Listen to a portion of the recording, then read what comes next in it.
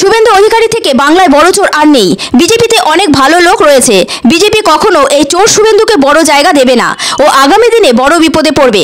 শুধুমাত্র আমাদের তৃণমূল সরকার ছিল বলে চুরি করেও বেঁচে গেছে শুভেন্দু। ওর ঠিকানা হওয়া উচিত ছিল জেল।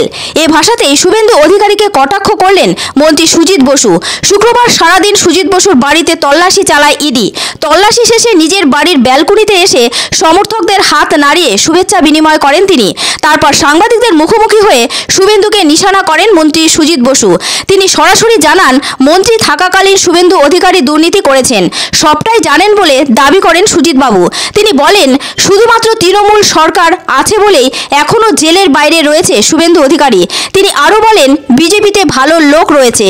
শুভেন্দু অধিকারী কোনোদিনই বিজেপিতে ভালো পদ পাবে না। আপনি কেন সুজিত বোসকে বলছেন? না না, ওইটা শুভেন্দু আর ওই কি নাম, সুকান্ত, ওটা ভুল করেছে শুভেন্দু। তাহলে এসবি মানে কি সুজিত বোস হয়ে গেল? চোরের এইসব কথার, ছেদ কথার কোনো দাম নেই। যারা এসব নেয় তাদের বিরুদ্ধে বলুন, যারা তাদের কথা বলুন, চোরদের বলুন। ও চোর চোর লোককে বলছে, ওর থেকে বড় চোর পশ্চিমবঙ্গে নেই। কেন ওকে আমি জানি, ওর চিনি, ওর মন্ত্রিত্ব থাকাকালীন কি কি অপকীর্তি করেছে। আমার সরকার বলে যদি ওকে ছেড়ে দিচ্ছে, ওকে কখনো ছাড়া উচিত না, ওকে ধরে অ্যারেস্ট করা উচিত। শুভেন্দু অধিকারী রোজ বলে দিচ্ছেন, আর একজন আমি ওকে বলবো, ওকে তো রাজনীতির কোনো লোকই মনে করি না। বলছে সুজিত বোস নাকি রোল বিক্রি করতে। হ্যাঁ, রোল বিক্রি করতাম, গর্বের সাথে বিক্রি করতাম, কিন্তু কারোর পকেট কাটতাম না, কারোর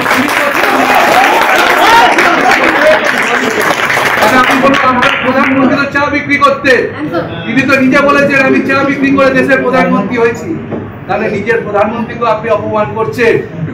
এইসব কারণগুলো বিজেপিতে যতদিন থাকবে, বিজেপিটা কোনোদিন পাল্লায় তারা দাঁড়াতে পারবে না। তার কারণ বাংলার মানুষ এই নেতাদের পছন্দ করে। আমি বিজেপির সব লোক খারাপ কখনো বলবো না, কিন্তু এই যে লোকগুলো আছে, সামনে নির্বাচন আছে, আমি জোর গলায় বলে দিতে পারি, এই দুইজন যারা পাঁঠার মতো চিৎকার করে সকাল থেকে রাত্রি অব্দি ভ্যাগা করে, আজকে দিদিকে চোর বলছে, সুজিত বোসকে চোর বলছে।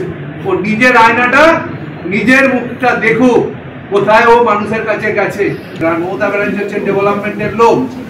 তুমি মমতা ব্যানার্জিকে চোর বলছো, তুমি তো ওইখান থেকেই তুমি বড় হয়েছো, ওখান থেকেই তো সমস্ত সুযোগ সুবিধা নিয়েছো। আর তোমার কেলেঙ্কারি বেরোবে একদিন, তুমি ভেবো না ঈশ্বর তোমাকে ক্ষমা করবে না। তার কারণ নিচে পার পেতে পারো, ওপরে কেউ পার পাবে না। তার কারণ তুমি মানুষের যেভাবে মানুষের বিরুদ্ধে তুমি করছো। তোমার পরিবার, আমি কারোর পরিবার ধরে বলি না, ও পরিবার তুলে কথা বলছে, আমি বলি তোমার পরিবারটাকে তুমি নিজে ভালো করে দেখো। আর কি সুযোগ সুবিধা তোমার দরকার ছিল, আর কি সুযোগ সুবিধা তোমার আছে? নেই তোমার, সবকিছু তুমি নিয়েছো। এখন ওই দলেও গিয়ে তুমি বড় বড় মাতব্বরি কথা বলছো।